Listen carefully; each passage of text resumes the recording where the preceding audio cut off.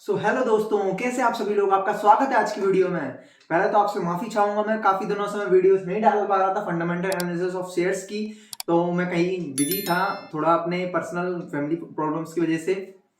तो चलिए आज हम चलते हैं वीडियो की नेक्स्ट पार्ट पर। हमारी सीरीज में हम आ गए थे पार्ट डे नंबर 20 पे। तो आज हम बात करने वाले हैं डे नंबर 20 में how to buy company at a discounted price. तो चलिए अब चलते हैं इस पर, क्या काम करना है अपन इसको। ये होता क्या है कि कंपनी, कोई भी कंपनी को हम डिस्काउंटेड प्राइस पे कैसे खरीदें। तो चलिए वीडियो को चलते हैं आगे। चलिए मैंने यहाँ पर एक एग्जांपल लिया है। मैंने क्या एग्जांपल लिया है? गोदरेज इंडस्ट्रीज का। ठीक है, अब आपने सुना होगा गोदरेज इंडस्ट्रीज लिमिटेड, ये कंपनी का नाम है। ठीक है, अब इस कंपनी में गोदरेज इंडस्ट्रीज लिमिटेड, अब इस कंपनी क्या बिजनेस करती है? इस कंपनी का बिजनेस है, केमिकल बिजनेस है। इस कंपनी का केमिकल बिजनेस है। ठीक है, और इसका एक प्रोडक्ट भी आता है नेचर्स बास्केट के नाम से। ठीक है, नेचर्स बास्केट। ठीक है, ये कंपनी का बिजनेस ये है। ठीक है, गोदरेज इंडस्ट्रीज लिमिटेड, इसका एक केमिकल बिजनेस भी है और ये नेचर्स बास्केट नाम का इसका एक प्रोडक्ट भी है। ठीक है, ये कंपनी है। अब ये कंपनी अगर इसकी और बाकी की कंपनीज में अगर होल्डिंग करती है तो ये गोदरेज इंडस्ट्रीज लिमिटेड, मैं आप इसका एनुअल रिपोर्ट पढ़ना गोदरेज इंडस्ट्रीज लिमिटेड का, तो आपको पता पड़ेगा कि जो इसके साथ वाली कंपनीज हैं, गोदरेज कंज्यूमर प्रोडक्ट्स लिमिटेड और गोदरेज प्रॉपर्टीज, गोदरेज एग्रोवेट, तो इसमें ये कंपनी होल्डिंग करती है अपनी। गोदरेज इंडस्ट्रीज का गोदरेज कंज्यूमर प्रोडक्ट में 24% की शेयर होल्डिंग है और गोदरेज इंडस्ट्रीज लिमिटेड की गोदरेज प्रॉपर्टीज लिमिटेड कंपनी में भी 50% की शेयर होल्डिंग है और गोदरेज इंडस्ट्रीज लिमिटेड की गोदरेज एग्रोवेट में भी 60% की शेयर होल्डिंग है। तो जो गोदरेज इंडस्ट्रीज लिमिटेड है वो इन कंपनीज में अपनी कुछ ना कुछ होल्डिंग करती है, कुछ ना कुछ पैसे इन्वेस्टेड करती है, भले इसका मार्केट कैप कुछ भी हो। लेट से इसका मार्केट कैप है हमारा, मान लेते हैं 16,000 करोड़। ठीक है, तो इसका मार्केट कैप इतना है, पर ये कंपनी इतनी इतनी होल्डिंग अपनी सब्सिडरीज कंपनीज में करती है। तो अगर हम पहले तो ये कंपनीज, तो ऐसी कंपनीज जो कंपनी दूसरी कंपनी में अपनी शेयर होल्डिंग रखती है, कोई भी ऐसी कंपनी जो अपनी दूसरी कंपनीज में शेयर होल्डिंग रखती है, मतलब खुद का खुद मार्केट कैप है ही और खुद के प्रोडक्ट है ही, खुद अपना बिजनेस कर रही है, पर दूसरी कंपनी में भी शेयर होल्डर है जी, तो ऐसी कंपनी को हम बोलते हैं गोदरेज इंडस्ट्रीज। यहां पर क्या कहलाएगी? यहां पर कहलाएगी होल्डिंग कंपनी। क्या नाम है, ध्यान रखना, होल्डिंग कंपनी। ठीक है, गोदरेज इंडस्ट्रीज होल्डिंग कंपनी कहलाएगी, इसको अपन होल्डिंग कंपनी कहते हैं। हालांकि पूरी तरीके से होल्डिंग कंपनी नहीं है ये, कुछ कंपनी खुद का भी बिजनेस करती है, खुद का केमिकल बिजनेस है, खुद का प्रोडक्ट्स भी है, नेचर्स बास्केट है, और दूसरी कंपनी में होल्डिंग रखती है, तो फिर भी हम इसको होल्डिंग कंपनी बोलेंगे। जो कंपनी दूसरी कंपनी में शेयर होल्डिंग रखती है उसको हम होल्डिंग कंपनी बोलते हैं। और जिन कंपनियों में होल्डिंग होती है दूसरी कंपनियों की, जैसे गोदरेज एग्रोवेट है, जे गोदरेज का एग्रीकल्चर प्रोडक्ट वाला कंपनी है, इसमें एग्रीकल्चर बिजनेस करती है, जो वाला गोदरेज एग्रोवेट लिमिटेड, जो एग्रीकल्चर बिजनेस में है। और जो गोदरेज प्रॉपर्टीज है ये तो समझ में ही रहा है, कंस्ट्रक्शन बिजनेस है। और गोदरेज कंज्यूमर प्रोडक्ट तो वही है, एफएमसीजी कंपनी। तो ये अलग अलग गोदरेज की कंपनीज हैं। तो जिस कंपनी में कोई दूसरी कंपनी होल्डिंग बनाती है, तो इन तीनों कंपनी को हम क्या कहेंगे? इनको बोला जाता है, अगर जिस कंपनी में होल्डिंग है दूसरी कंपनी की शेयर होल्डिंग, तो उनको बोलते हैं सब्सिडरीज कंपनी। क्या बोलते हैं? Subsidiaries company. तो ये तीनों कंपनी सब्सिडरीज कंपनी है किसकी? गोदरेज इंडस्ट्रीज लिमिटेड की। और गोदरेज इंडस्ट्रीज लिमिटेड क्या है? अपनी होल्डिंग कंपनी एक, और ये कंपनीज क्या है? सब्सिडरीज कंपनीज है गोदरेज इंडस्ट्रीज लिमिटेड की। तो ये छोटा सा कंसेप्ट है, ये ध्यान रखना, दो नाम, एक होल्डिंग कंपनी क्या होती है, सब्सिडरीज कंपनीज क्या होती हैं। अब हम बात करते हैं आगे कि इनमें आगे क्या चीज हो सकती है।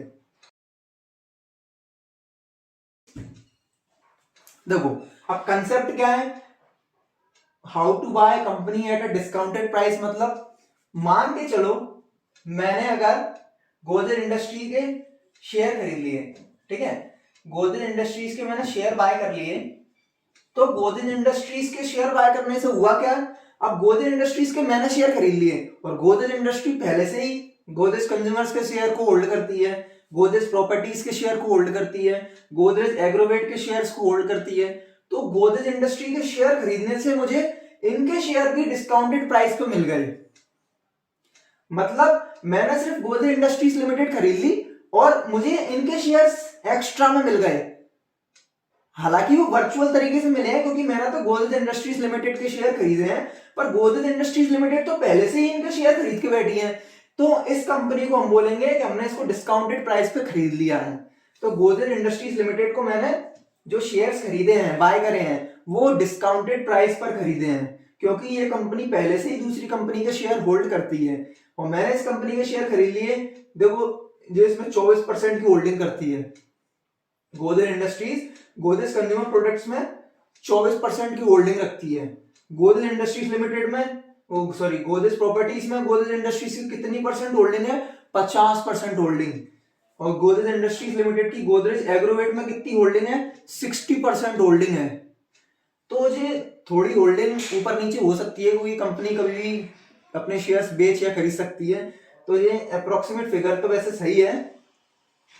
तो इतनी इतनी होल्डिंग करती है, इसमें 24% की होल्डिंग करती है, इसमें 50% की होल्डिंग गोदरेज इंडस्ट्रीज की है और इसमें 60% की होल्डिंग गोदरेज इंडस्ट्रीज की है। ठीक है, अब हम बात क्या कर रहे थे, हमने मान के चलो इसका शेयर खरीद लिया डिस्काउंटेड प्राइस में। अब ऐसा नहीं खरीदना है, मैंने खरीद लिया है, जैसे मैं एग्जांपल दे रहा था, ये तो एग्जांपल है, पर इस तरीके से नहीं खरीदना है। अब मान के चलो ये कंपनी दूसरी कंपनियों में होल्डिंग करती है अपनी, पर हमको ये नहीं मान के चलना है कि दूसरी कंपनियों में अपनी होल्डिंग रखती है तो मुझे कंपनी ये अपनी डिस्काउंटेड प्राइस पे मिल रही है, नहीं, ये गलत है। हमको जो इसकी सब्सिडरीज कंपनीज हैं, जिवाली ये और ये, इनकी भी फंडामेंटल्स चेक करने पड़ते हैं कि ये कंपनी अच्छा बिजनेस कर रही है कि नहीं कर रही है। अगर सब्सिडरीज कंपनी अच्छा बिजनेस नहीं करेंगी तो इसको डिस्काउंटेड प्राइस पर खरीदने से क्या फायदा मिलेगा मुझे। अगर इसकी सब्सिडरीज कंपनीज ही अच्छे से काम नहीं करेंगी तो इसको डिस्काउंटेड प्राइस पर खरीदने से क्या मतलब है। तो हमको इन तीनों के भी फंडामेंटल्स चेक करने पड़ेंगे कि ये कंपनी सही बिजनेस कर रही है कि नहीं कर रही है। समझ गए। तो ऐसा नहीं है कि कोई कंपनी होल्डिंग कंपनी है तो उसको हम खरीद लें डायरेक्ट, नहीं, हमको ये भी देखना जरूरी है कि जो इसकी सब्सिडरीज कंपनी है वो उनके फंडामेंटल्स स्ट्रांग है कि नहीं है। तो फंडामेंटल्स उनके अपन फाइनेंशियल रिसोर्स चेक करेंगे, उनके भी मैनेजमेंट चेक करेंगे, एनुअल रिपोर्ट पढ़ेंगे, तो इनकी भी अपन को चेक करना जरूरी है कि किस तरीके का बिजनेस ये कर रही है जिससे मुझे ये वाला शेयर खरीदना चाहिए, जिससे मुझे डिस्काउंटेड प्राइस पर ही मिल जाएगा। तो मान के चलो अगर इसका प्राइस अप्रोक्सीमेट अगर 200 है तो डिस्काउंटेड प्राइस पे कितने का कहलाएगा, ये कहलाएगा अप्रोक्सीमेट 150 रुपए का, अप्रोक्सीमेट 150 रुपए का कहलाएगा क्योंकि जे approximate 25-30% holding company discounted price पे मिलती है। तो जो होल्डिंग कंपनी है ना गोदरेज इंडस्ट्रीज लिमिटेड, तो हमको ये 200 रुपए का अगर मान के चलो शेयर है, वैसे तो है नहीं है, मान के चलो अगर 200 का शेयर है तो ये 150 रुपए के समथिंग हमको मिल जाएगा। तो इस तरीके से रहता है। अब चलिए आगे समझते हैं इसमें। देखो अब जो ये होल्डिंग कंपनी होती है, जैसे अपनी गोदरेज इंडस्ट्रीज क्या अपनी एक होल्डिंग कंपनी है, ठीक है, तो होल्डिंग कंपनी हमको 25 से 30% के डिस्काउंट पर ही मिलती है, क्योंकि अभी आपने देखा कि जो दूसरी कंपनियों में अपनी शेयर होल्डिंग रखती हैं तो उनका अप्रोक्सीमेट अपन मान के चलते हैं कि 25-30% अपन को डिस्काउंटेड प्राइस पर ही मिलती है। तो हमने क्या देखा था, ये अगर इसका शेयर प्राइस 200 का है तो हमको मतलब मान के चलो 150 रुपए का मिल रहा है, ठीक है, 150 रुपए का मिल रहा है। 25 से 30% की होल्डिंग कंपनी की डिस्काउंटेड प्राइस पर ही मिलती है। अब ऐसा क्यों मिलती है डिस्काउंटेड प्राइस 25 से 30% क्यों होता है डिस्काउंट, वो इसीलिए होता है। अभी ऐसा क्यों होता है, ऐसा इसलिए होता है क्योंकि जब कंपनी शेयर्स को अपनी होल्डिंग में बढ़ा रही है या होल्डिंग कम कर रही है, थोड़ा बहुत भी अगर चेंज कर रही है तो कंपनी को टैक्स देना पड़ेगा, ठीक है। टैक्स भरना पड़ेगा, और एनुअल मीटिंग की वजह से साल में जो एनुअल मीटिंग होती है उसमें कंपनी को जाना पड़ेगा, तो कंपनी को जब एनुअल मीटिंग में जाएगी तो कंपनी को फायदा होगा। मैनेजमेंट की वजह से, ठीक है, तो मैनेजमेंट की वजह से होगा। और क्या एस्पेक्ट है इसमें, कंपनी का खुद का भी बिजनेस है, खुद का बिजनेस भी ओन करती है कंपनी, जैसे नेचर्स बास्केट है, जैसे खुद का केमिकल बिजनेस है इस कंपनी का, गोदरेज इंडस्ट्रीज का। तो इसलिए कंपनी हमको 25 से 30% के डिस्काउंट पर ही मिलती है। ये मतलब है 25 से 30% डिस्काउंट क्यों मिल रहा है, क्योंकि जब कंपनी अपनी होल्डिंग बढ़ा और कम कर रही है दूसरी कंपनियों में, अपनी सब्सिडरीज कंपनियों में, तो कंपनी को टैक्स भी भरना पड़ेगा। एनुअल मीटिंग में जा रही है तो मैनेजमेंट की वजह से कई मैनेजमेंट में दिक्कत आ जाती है, तो बिजनेस भी खुद का भी करती है जैसे नेचर्स बास्केट केमिकल बिजनेस, उस वजह से अपन को 25 से 30% के डिस्काउंट पर मिलती है। तो हमको यही ध्यान रखना है इसमें, जरूरी नहीं है हम ये सोचें कि किसी भी होल्डिंग कंपनी को उठा लेते हैं, उसके शेयर खरीद लेते हैं, क्योंकि उसके जरिए हमको दूसरी कंपनी के शेयर्स एक तरीके से मिलेंगे, पर वो ऐसा नहीं है। हमको इनकी सब्सिडरीज कंपनीज जो होती हैं उनका भी फंडामेंटल एनालिसिस सही तरीके से करना चाहिए। अगर वो स्ट्रांग बैठता है फंडामेंटल एनालिसिस उन बाकी की सब्सिडरीज कंपनीज का भी, फिर हम होल्डिंग कंपनी को देखेंगे कि ये कंपनी क्या करती है, तब हम खरीदते हैं होल्डिंग कंपनी को डिस्काउंटेड प्राइस से। इसका मतलब ये है how to buy company at a discounted price.